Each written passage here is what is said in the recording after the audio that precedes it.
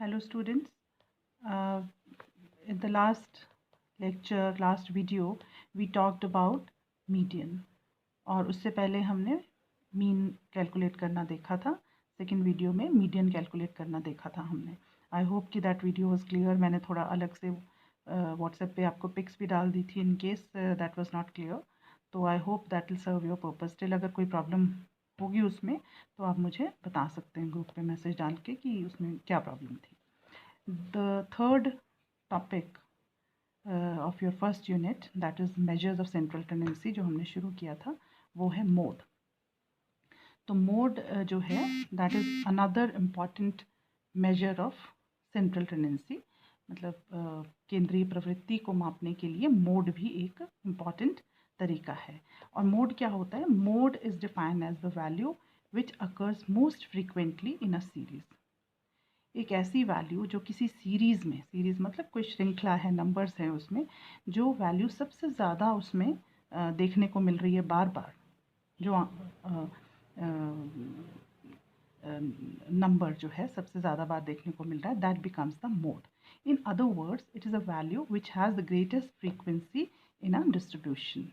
For example the mode of the series, मान लो कोई एक नंबर की सीरीज़ या श्रृंखला है 20, 21, 23, 23, 23, 23, 25, 26, 26। तो यहाँ पर हम देख रहे हैं कि 23 जो है 1, 2, 3, 4 टाइम्स रिपीट हो रहा है। तो that means 23 is the mode of the series because it is being repeated most of the times. So इस तरह से हम मोड, सिंपल सीरीज़ का इस तरह से हम देख के इंस्पेक्शन करके देख सकते हैं कि इनमें इसमें सबसे ज़्यादा कौन रिपीट हो रहा है number. So that becomes the mode of the series, मतलब वो नंबर एक ऐसा है जो उस सीरीज़ को के बारे में बता सकता है कि ज़्यादातर अन्य जो नंबर्स हैं उस सीरीज़ में वो उसके आसपास ही हैं। ठीक है, तो इसलिए मोड भी एक इम्पॉर्टेंट मेजर है सेंट्रल टेंडेंसी का। In the words, the value of the variable which occurs most frequently in a distribution is called the mode. So this is the definition कि एक ऐसा चर, ऐसा वेरिएबल जो किसी सीरीज़ में, किसी श्रृंखला में, किसी प्रसार में सबसे ज़्यादा बार दिखाई देता है। किसी आंकड़े हमने इकट्ठे किए हैं, मान लो अलग अलग उस नंबर्स हैं, उसमें सबसे ज़्यादा बार जो नंबर दिखाई देता है, जिसकी फ्रीक्वेंसी सबसे ज़्यादा है, that is called the mode. Mode is the value which has the greatest frequency density, मतलब जिसकी फ्रीक्वेंसी सबसे ज़्यादा होती है जिस नंबर की, वो उस श्रृंखला का मोड होता है। Mode is the value around which there is a great concentration of items, मतलब सबसे ज़्यादा जो आइटम्स हैं मोड के आसपास की पाई जाती हैं। And mode is denoted by the symbol Z, इसको कैपिटल Z से डिनोट किया जाता है। अब कैलकुलेशन कैसे करते हैं मोड का? जैसे ये इस तरह की कोई है जिसको इंडिविजुअल सीरीज़ कहते हैं, जिसमें सिर्फ नंबर्स दिए हुए हैं आपके पास, कोई फ्रीक्वेंसी अलग से नहीं दी हुई। तो इसमें हम देख सकते हैं अगेन, जैसे हमने ऊपर देखा था कि 8 जो नंबर है वो 1, 2, 3 टाइम्स जो है रिपीट हो रहा है। That means 3 is the mode of this series. Z is equal to 8 is the mode of the series because it is being repeated 3 times. तो 8 हो गया Z की वैल्यू 8। ठीक है, उसके अलावा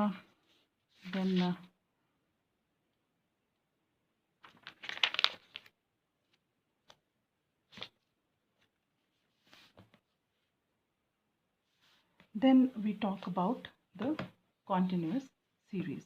Okay, I'm going to change the focus of the camera, so bear with me.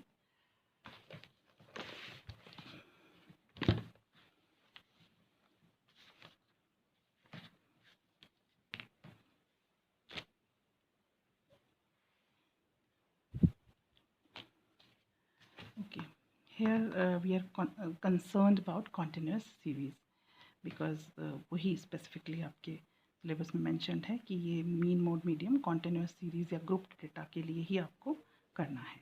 वो कैसी होती है, पिछली बार भी बताया था, जिसमें कि क्लास इंटरवल दिए होते हैं और फ्रीक्वेंसी दी होती है।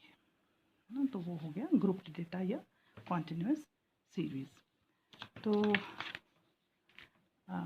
सपोज़ ये है एक numerical, calculate the mode from the following data. अब ये है 0 to 5, 5 to 10, 10 to 15, 15 to 20, 20 to 25, 25 to 30, 30 to 35। इस तरीके का एक कॉन्टिन्यूस सीरीज़ का डेटा है और फ्रीक्वेंसी उसकी दी हुई है। 0 to 5 में कितने लोग फॉल कर रहे हैं, से ये वेजेस दी हुई हैं कि इस तरीके की वेजेस जो हैं या दिहाड़ी जो है वो मज़दूरों को मिलती है। 0 से 5 रुपये कितनों को मिलती? 3 लोगों को। 5 से 10 रुपये कितनों को मिलती? 7 लोगों को। 10 to 15 कितने लोगों को मिलती? 15 लोगों को। 15 to 20 कितने को मिलती? 30 लोगों को। इस तरह से ये मीनिंग हुआ इसका। तो ये सब हमें वेजेस हैं या क्या है, वर्कर्स हैं, उससे कोई लेना देना नहीं। This is x for us, no, and this is the frequency, x and this is frequency. Now अब इसका हमें मोड कैलकुलेट करना है। तो खाली हम देख कर अगर हम करें तो सबसे ज़्यादा फ्रीक्वेंसी किसकी है? ये 3 है, 7 है, 15 है, 30 है, 20, 10, 5। तो 30 इज़ द मैक्सिमम फ्रीक्वेंसी। इसका मतलब कि जो मोड है वो इसके बीच में लाई कर रहा है, 15 से 20 के बीच में। लेकिन ये एक नंबर तो है नहीं, ये एक रेंज है 15 से 20। तो एग्जैक्ट मोड हमें इस तरह से नहीं मिल सकता। तो इसके लिए हमें कुछ फॉर्मूला यूज़ करके इसको निकालना होता है। Okay, and the formula is this, Z मतलब mode is equal to L1 plus F1 minus F0 upon 2F1 minus F0 minus F2 into I. This is the formula. I hope you are able to see it clearly, that this is the formula. L1 plus F1 minus F0, 2F1 minus F0 minus F2 into I. Now let's see what do these symbols mean. Z तो हमने कहा था, Z is there for mode. L1 is the lower limit of the modal class. अब जो model class हमने यहाँ देखी थी कि 30 सबसे ज़्यादा फ्रीक्वेंसी, पहले देख लिया हमने कि फ्रीक्वेंसी किसकी सबसे ज़्यादा है, वो जो है मॉडल क्लास बन जाती। मतलब इसके सामने वाला जो डेटा है, नंबर्स हैं, कहीं ना कहीं मोड जो है इस पूरे डेटा का, सीरीज़ का, इसके बीच में लाई कर रहा है। तो मॉडल क्लास हमें मिल जाती है सबसे ज़्यादा फ्रीक्वेंसी के सामने। तो ये तो L1 जो है lower limit of the modal class, मतलब L1 लोअर लिमिट है 15, तो 15 becomes the L1। Then F1 क्या है? F1 is the frequency of the modal class. अब ये मॉडल क्लास थी तो इसकी फ्रीक्वेंसी कितनी है? 30। तो 30 is the frequency of the modal class. Then F0 frequency of the pre modal class. अब मॉडल क्लास है ये, इससे पहले वाली क्लास की जो फ्रीक्वेंसी है that becomes F1, sorry F0।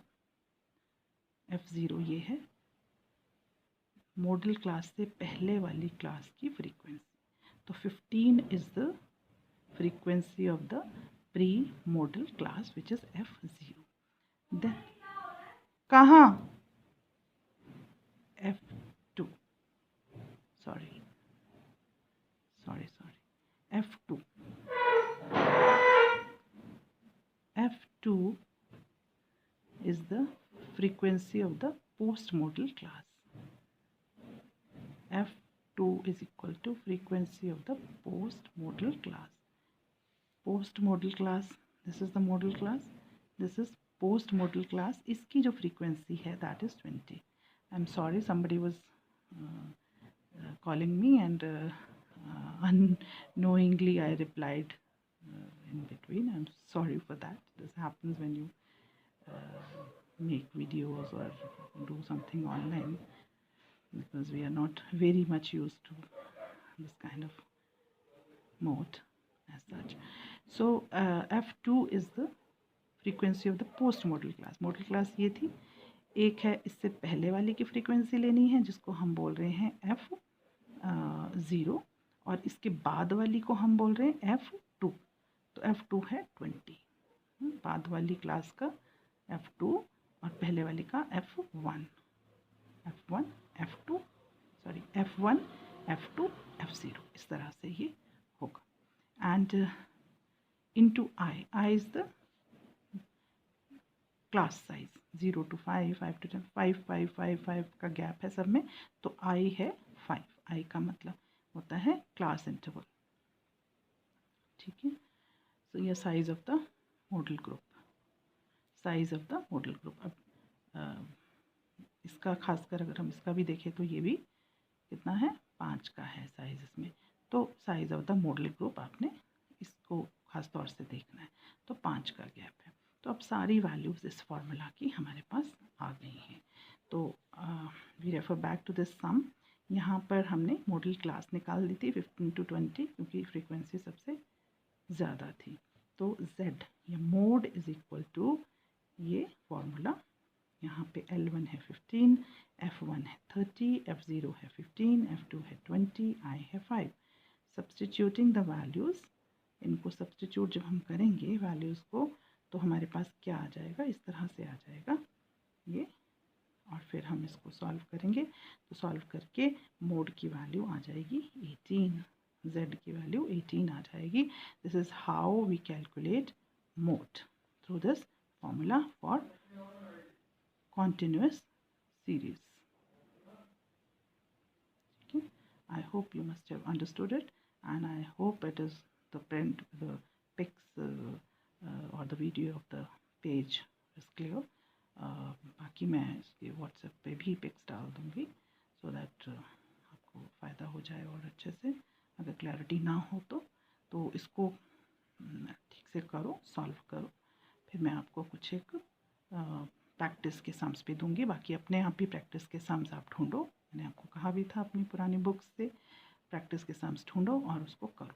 पर इस एग्जाम्पल को बहुत अच्छी तरह समझ लो, सो दैट कोई भी आप numerical on the basis of this example you can do. Okay, thank you.